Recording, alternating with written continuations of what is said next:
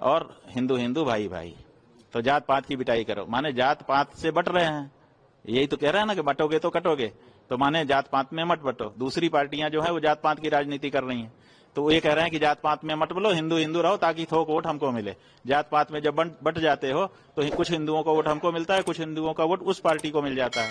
तो ये जो नारा है ये कह रहा है कि आप जो है जात पात में मत बटो, थोक हिंदू वोट हमारी तरफ आने दो। अब इसी बात को पुख्ता करने के लिए वो सड़क पर उतरे हुए हैं। इसका मतलब कि राजनीतिक शक्ति के एजेंट के रूप में वो काम कर रहे हैं।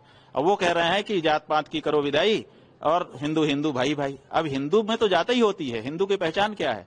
जैसे ही कहेगा कि आप कौन हो, आप कहेंगे हिंदू। अच्छा, कौन बिरादर हो, ब्राह्मण हो कि क्षत्रिय हो? यहीं से तो अपनी बातचीत शुरू होती है।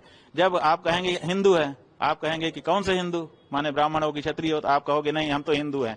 आपके ऊपर कोई भरोसा करेगा? बताओ। आप अगर अपनी बहन का विवाह करने गए हो, जिसके घर में गए हो उसके यहाँ जाके पूछोगे क्यों भाई, आप तो हिंदू तो बट नेचुरल हुआ ही है। आप उससे पूछेंगे कौन बिरादर हो, वो कहेगा कि हम तो हिंदू हैं। आप विवाह कर पाओगे? नहीं कर पाओगे। क्यों? क्योंकि वो हमारी परंपरा है, हमारे यहाँ वर्णाश्रम का विचार है। तो ऐसी हाँ, ये जरूर होना चाहिए, आंदोलन इसके लिए होना चाहिए कि वर्णाश्रम को मानते हुए हम किसी को नीचा दिखाने का काम नहीं करेंगे, किसी को तुच्छ नहीं समझेंगे, किसी से घृणा नहीं करेंगे, हम सब आपस में एक हो सकते हैं।